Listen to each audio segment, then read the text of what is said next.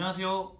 자, 이번 시간에는 바로 어떤 주제로 여러분과 함께 수업을 할 거냐, 바로 광복 직전의 상황이란 이름으로, 광복이 여러분 몇 년도인지는 다 알고 있지?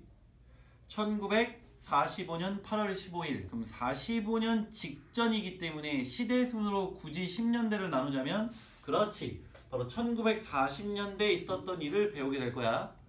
자, 1940년대에 국제 정세를 알고 있으면 여러분이 공부할 때 좋아. 자, 40년대 국제 정세에서 제일 중요한 건 바로 몇 차 세계대전? 2차 세계대전이 한참 진행 중이다가 40년대 중반으로 가면 갈수록 전쟁이 끝나가는 양상이었어. 자, 2차 세계대전의 팀별 국가들을 설명해 주면 독일, 이탈리아, 일본이 한 팀, 미국, 영국, 프랑스, 나중에 소련까지 이렇게 대결을 하고 있는 상황이었거든. 자, 이 독일, 이탈리아, 일본 전쟁을 일으켰던 이 세 나라 중에 제일 먼저 항복했던 나라 이탈리아, 그 다음 독일, 그 다음 가장 늦게 항복했던 나라가 바로 일본이야.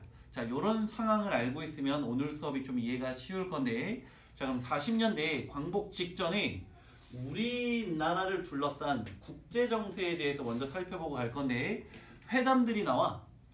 국제 여러 나라들이 모여서 회의한 걸 회담이라고 부르는데, 자, 크게 카이로 회담, 테헤란 회담, 얄타 회담, 포츠담 회담, 앞글자만 따서 카테 얄포라고 하는데, 자, 요즘 여러분 공부할 때 밑에 테헤란, 얄타, 포츠담은 몰라도 전혀 상관없다. 자, 회담 중에 여러분 하나 정도 알아두면 되는데, 바로 카이로 회담에 대해서는 여러분이 좀 기억을 해줘야 돼. 이 카이로 회담은 중국의 장제스와 미국의 루즈벨트와 영국의 처칠이 모여서 회담을 가누거든. 거기에서 최초로 한국의 독립 문제가 언급이 돼. 야, 한국 독립 어떻게 할 거냐를 주제로 세 나라가 회담을 한 거야.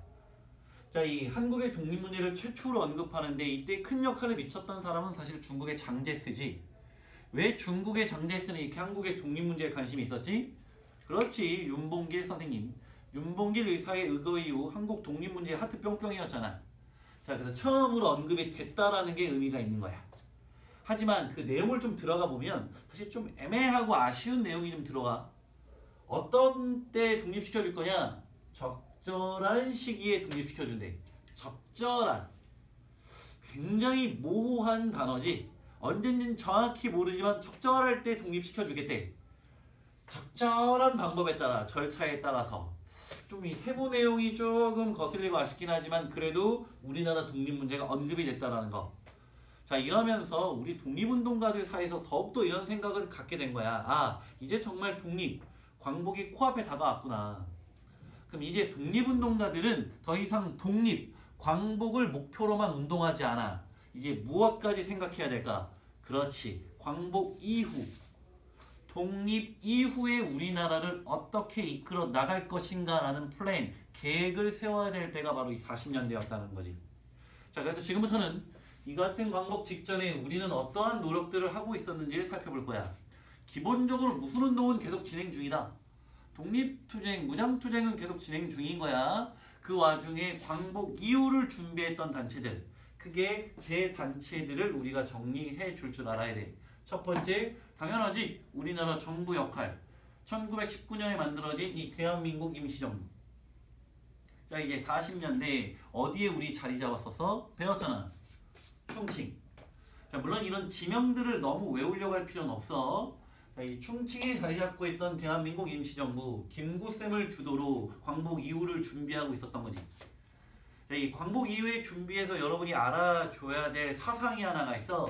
바로 삼균주의라는 게 나와. 자, 이름에서 애교가 넘치는 조소앙 선생님께서 발표했던 게 삼균주의거든. 이 삼균주의 뭐냐?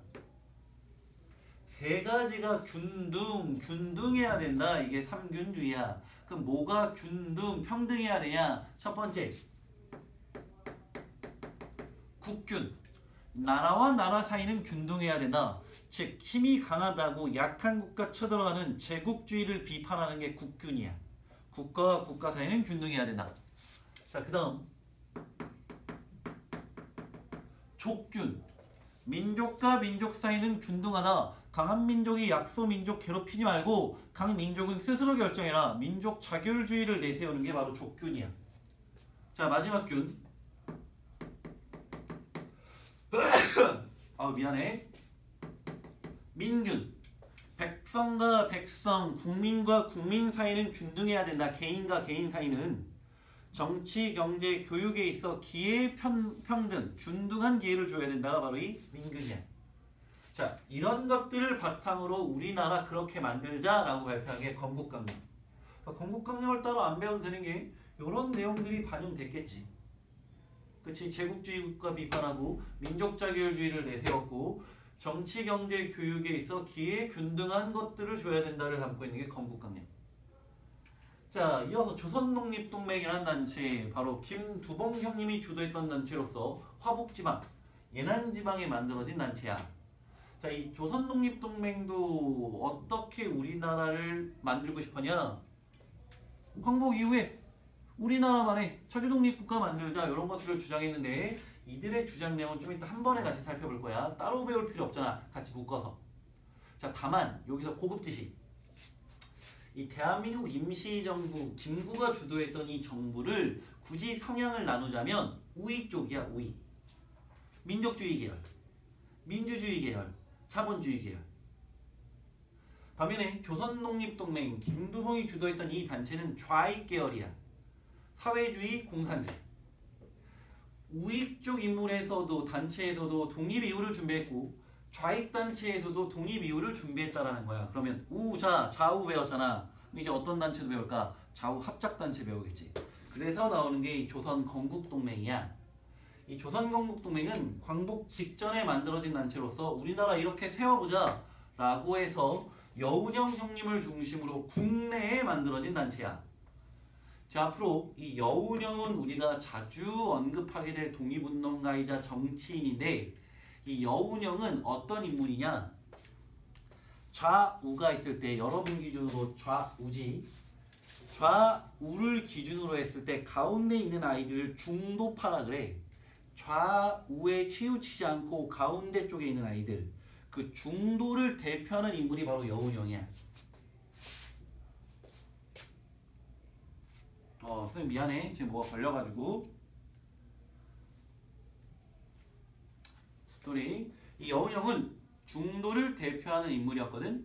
그래서 이 여운형을 중심으로 야 지금 광복이 코앞이고 그 이유를 꿈꾸는데 좌익 우익이 어디냐? 하나로 합치자 라고 해서 좌우 합작단체를 만들어. 그게 조선 건국동맹이야. 자, 이 단체는 광복 이후에 조선 건국준비위원회 건준위로 이름을 발전 확대시켜 나갔다라는 거 알아두면 다음 시간에 도움이 돼.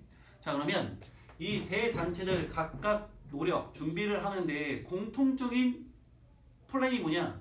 이렇게 정리해놨어. 자, 우리나라 민주공화정 국가 세워야 된다. 그리고 친일파 청산해야 된다. 자, 그리고 토지, 사람들 먹고 살기 어려우니 농사 지을 수 있게 토지 나눠주자. 토지개혁. 그리고 우리 대표, 우리 손으로 뽑자. 보통선거. 이것들이 우리가 바랬던 광복 이후의 우리나라였던 거지. 자, 오늘 수업은 사실 어려운 부분은 없어. 광복 직전, 시대 순으로 치면 40년대, 국제정세에서는 카이로 회담 정도.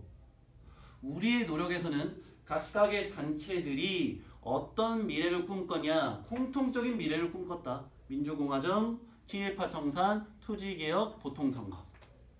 이런 것들을 알아두면 되고 조금 디테일하게 세부적으로 들어가겠다. 그러면 우익이냐 좌익이냐 좌우 합작이냐. 특히 좌우 합작 정도는 우리가 기억해두면 좋을 것 같아. 자, 그래서 오늘 수업은 광복 직전을 배웠잖아? 그럼 다음 시간에 뭘 배울까? 그렇지. 마침내 광복과 광복 이후의 우리 역사를 배우게 될 거야. 자, 고생했어. 언제나 파이팅! 안녕!